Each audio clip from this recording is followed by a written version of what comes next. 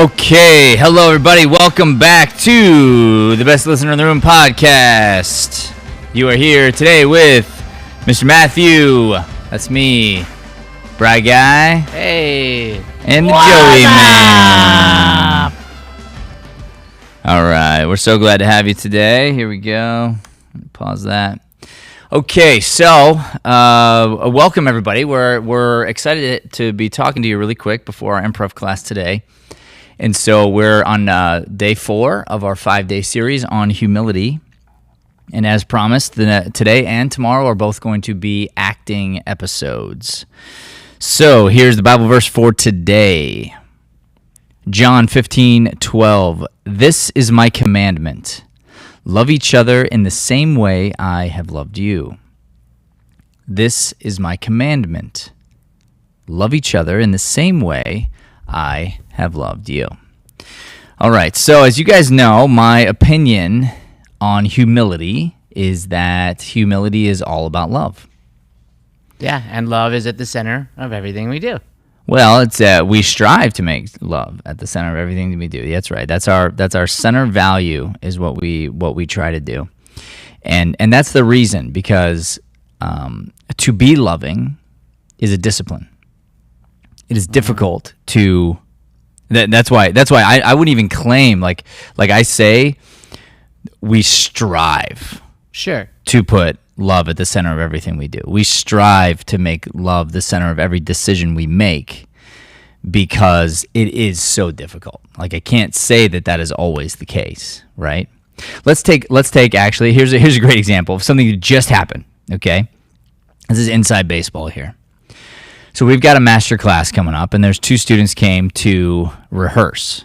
Mm-hmm. Okay? Right. Now, in the morning, I got all this podcast stuff set up perfectly. Right. Right, and I was testing new things, and I really spent some time on it.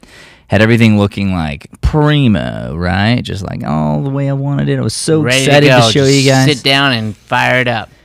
And then students showed up to rehearse. Mm-hmm. I wasn't here. You were not here. Joey was here.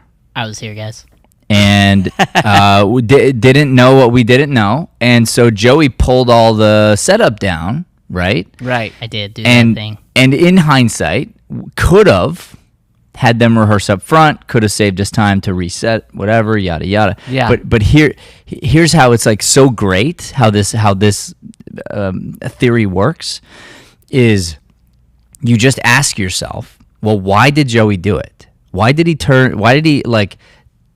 down the equipment, right? Was it to make our lives harder? I think so, yeah. I think that was his focus. That's basically it. Yeah, really. right, I was just like, this work that you did this morning, I don't care about it. I don't care about it at all. Or you. You guys. No. You guys, hold on a second. I'm a sitting down. All right, so yeah, obviously, right? He's got to make a choice, and he's thinking to himself, "Well, what's best? How do I be most loving to the person that's coming in?" And I don't know what I don't know, but all I'm going to say is like I'm going to try to take care of the people that are here. Yeah. To the best of my ability, I'll make a loving decision. And what goes through my head in the situation is like, is it a good thing or a bad thing? It's a pretty good thing. People are getting excited for master classes coming up. Like I'm excited to see people here rehearsing. That's awesome. 1,000%. 1,000%. All right, so here's the acting lesson for today, and here's how the idea of love being the center of humility, and like it's all about humility. So what this means from an acting perspective is when you're going to be developing a character, it can be tough. Like especially sometimes if you're playing a character who's evil. Let's just say, or they do evil things. Mm-hmm. You have a responsibility to find a way to humanize them, to find a way to get to their center, to get to their lack of love. Like what happened to them in their past, from their childhood, from whatever they got beaten down on, that makes them the way that they are. It's like you got to figure out their backstory. You got to figure out exactly what led them to this point to be this way. How were they raised? Like there are so many factors that make us who we are and put us in the places we're in. And when you can take the time to lovingly try and figure that out, like it's a problem, like a math problem, right? Then all of a sudden you can play them, and then by doing that, you can make a bigger difference.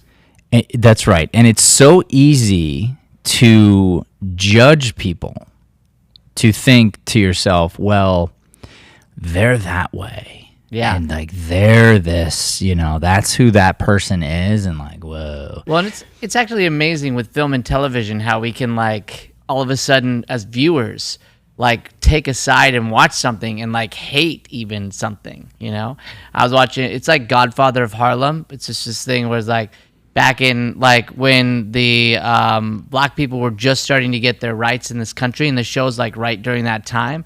So obviously there's some pretty messed up people, right? And you're like, yeah, get him, like as viewers. But it's like because they played a character that really showcased the hatred that was happening during that time. Yeah, and somebody had to be that. And I've seen that show. And this is what's so interesting is the quote evil characters. They're on both sides. Yeah, absolutely, that's 100%. That's what I was gonna say. Is there's a redeeming factor to everybody, no matter what. That's the point. Yes, it's like you said. What got them to the place they're in, where those walls are up? Right. But everybody has the redeeming quality there.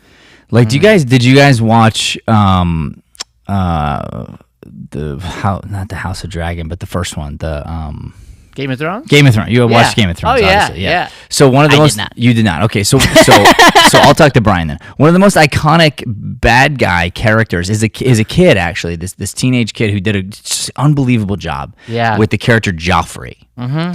And you, as an audience member, just hated him so much. Yeah. Is that the blonde kid? Yeah. Okay. Yes, it is. Yeah, I've walked by. He's walked by and when seen things pieces are going when on, but despicable, right? But what does that tell you? It tells you that the acting was so freaking good. Yeah, absolutely. Right? And he had gotten to his center. And of course, if you were a fan of the show and you saw kind of whatever they showed you, you understand the world that he was brought up in. Yeah. And you could even go back to things like slavery or things where it's like you don't understand what you don't know. Right. But you think you're not capable, right? Like I think I'm not capable of being this evil king, right? Well, the fact of the matter is I have never been born into those circumstances. In that world. That's right. Told this is a way it is to be, and explained from childhood that this is good and this is bad. I love to use the example of a dog. I love dogs, and so and I have a bunch of kids, and so as I'm raising my kids around dogs, the kid hits the dog. I tell my child, "Oh, don't do that. That hurts. That hurts the dog. That's not good, right?"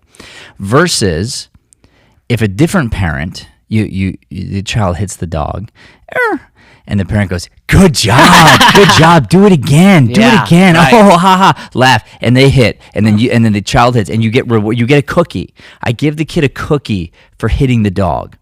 So you've programmed the kid. Oh, this is what gets me a cookie. This is what is good. This is what is positive, right? So then, if you become somebody who is abusive to animals or whoever, you can get back to that beginning place and realize there are generational sins among families that it takes a lot of work to undo, to unravel, to break the chains of that generational sin, because you don't know what you don't know until you can finally get pulled out of it.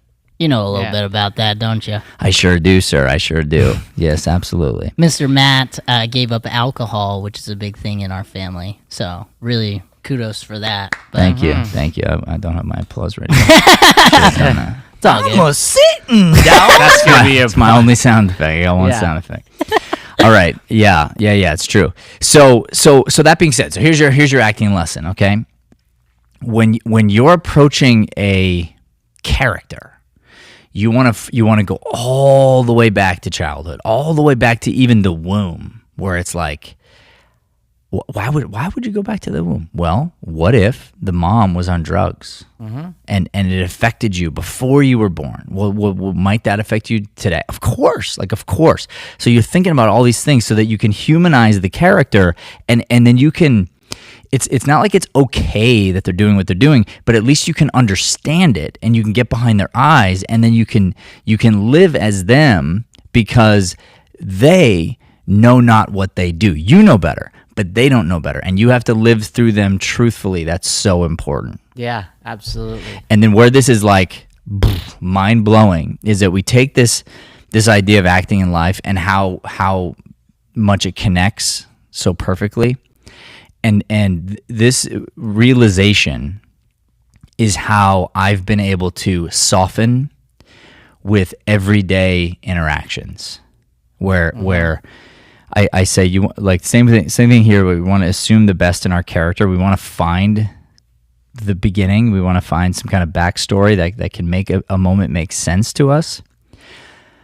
Well, if someone's not treating me good, I can make a decision where it's either going to be I just assume you're a jerk, and that's just who you are, or I can assume you're having a bad day. Yeah. I can assume that your mom is sick and in the hospital, and for whatever reason, the place you work wouldn't let you off work that day to go see your mom, and you're worried she's going to die without you getting to see her, and it just puts you on edge. And for whatever reason, when I'm checking out and I put the Doritos on the counter and it reminds you of your mom and you snap at me, can't I have some kind of humility, some kind of love, some kind of reaction to just assume that it's not about me? Yeah, have grace with that person and love, and approaching it is, I like what you said there too, is it is work.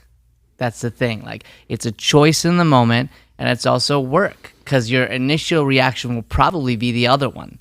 It'll be that spitball, like, want to, like, jump at somebody. And that's kind of what I meant with, like, the characters earlier. It was like, you get this feeling where I'm just like, kill him in the moment. And then I'm like, wait, what am I saying even? Like, because that's the reaction, because I'm emotionally invested in this moment. Well, that's moment to moment in the days. The same thing happens. Like, that thing happens, and your first thought is like you're driving, you want to honk the horn, and then when it comes to the work for the carry, right? Yeah, all the time, all the time, all the time, And so, like, even Joey and I we live in Sun City, so that'll happen a lot, because there's old people from the golf carts, from the golf carts, from the cars, whatever, and they're so mad, and I'm like, we're in Sun City, like, I'll turn to them, I'll be like, we're in Sun City, Because it's like, you got to have that, like, remember in this moment, like, they're 80, like, they're still driving. I like everyone, all ages.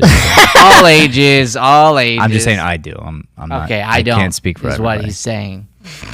Well, technically, he didn't say that. No, but you He did. hinted. I know, but you were hinting. No, I'm not. I mean, hey, here it is. Anyway, it got weird, Brian.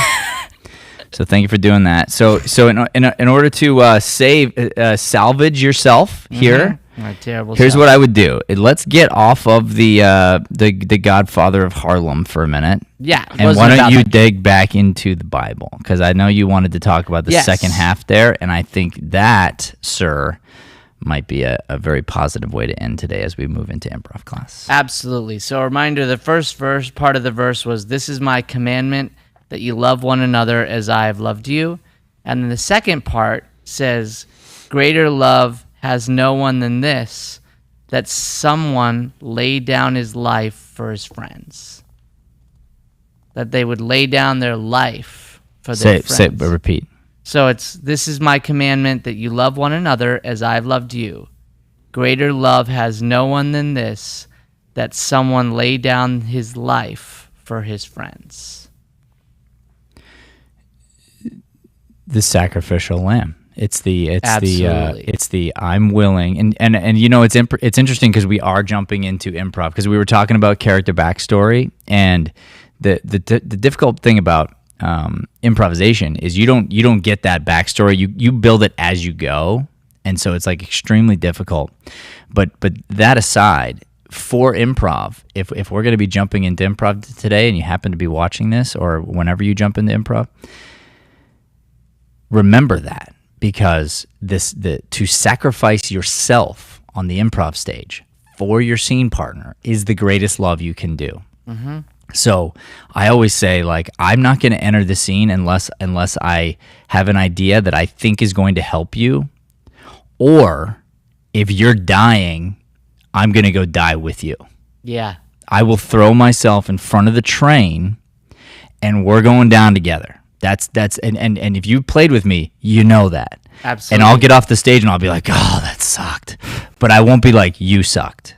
Right. Yeah, absolutely. I'll be like that was hard, because I'm gonna like strap myself to the to the train tracks. Yeah, you always say we're going to sink together. We're going to go in that boat. We're all going down together. And honestly, those create some of the funniest, best moments. Sometimes it's amazing. Yeah. That's right. Yeah, that's right. And so from that place of humility, from that place of, I don't know, but all I know is, like, this doesn't feel right. Something's not going well. Let me be that one. Let me be the one that lays myself down for my friends, that is willing to get out there. So it's never about you. Yep. If you're getting on the stage because you want to be seen, if you're getting on the stage because you want to talk, because you want to be the star, none of those things are a good idea. But if you're getting on the stage because you are willing to throw yourself out there to help, to aid, to just be a part of something that you think is not going well, so you're willing to do that, usually that's going to turn out well, or at least better than it would have had you not entered. And you're never going to regret it because of your why. It all comes back to your why, full stop. Full stop. Yes, sir. All right. So, ladies and gentlemen, please do not forget to like, subscribe, follow us here at the Best Listener in the Room podcast. We appreciate you very much. Thank you so much for tuning in. We will see you tomorrow for number 5, part 5. It'll be another acting episode tomorrow. We're going to be talking about the bubble. We'll save what that means till tomorrow. Oh, yeah.